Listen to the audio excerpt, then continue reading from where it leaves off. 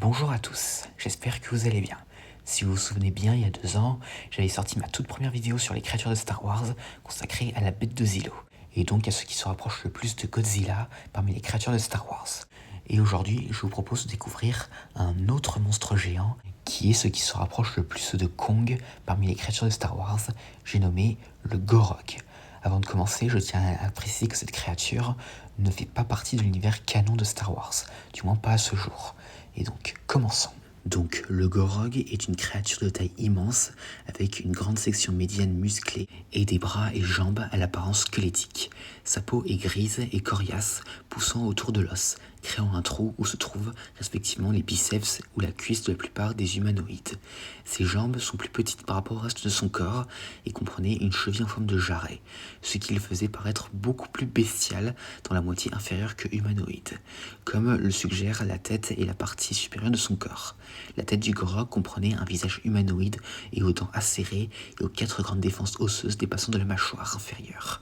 Donc, le Gorog n'est apparu qu'une seule fois dans l'univers Star Wars, dans l'univers légende pour être plus précis, donc l'univers de Star Wars n'étant pas canon.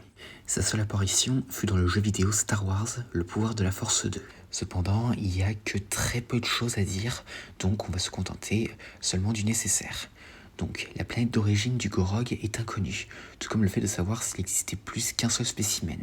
Donc, le seul spécimen connu a été détenu dans une arène du baron Merillion Tarko, qui faisait partie de l'Empire et était établi sur la planète Cato-Neimoidia. Finalement, l'individu en question a été libéré pour affronter le clone de Galen Marek, un apprenti de Vador décédé étant aussi connu sous le nom de Starkiller. La créature a été lâchée malgré le fait que la reine n'avait pas été complètement testée pour lui. Donc le clone de Starkiller engagea le combat contre la grande bête et découvrit rapidement qu'il était très puissant, et essayait de l'écraser à plusieurs reprises avec ses poings. Cependant, après que Starkiller ait attaqué la tête du Gorog, la créature s'est mise très en colère, se libérant et détruisant les supports de la reine. Starkiller réussit à s'échapper avec le Jedi Ramkota et affronta le baron Tarko. Cependant, le Gorog détruisit la plateforme sur laquelle il se trouvait, tuant le baron et attrapant Kota. Après cela, le Gorog tomba dans l'arène et toute la structure s'effondra sous son poids, et s'effondrant également dans les profondeurs. Starkiller sauta après la créature, et après une longue lutte en tombant, il réussit à blesser le Gorog. Il utilisa ensuite la force pour percer alors le torse de la créature, ce qui poussa le Gorog à libérer Kota de son emprise. Et le Gorog chuta ensuite dans un canyon.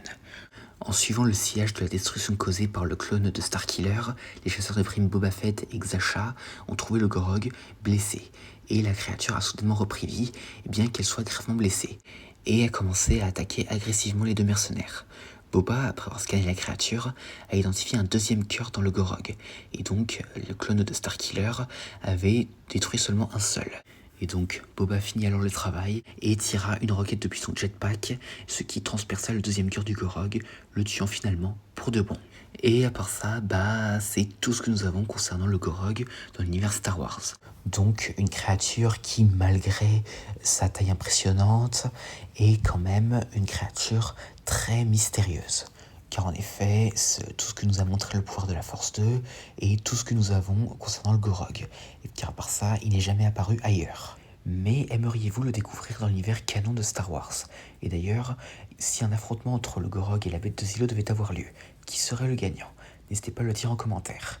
Et donc voilà, j'espère que cette vidéo vous aura plu et à la prochaine.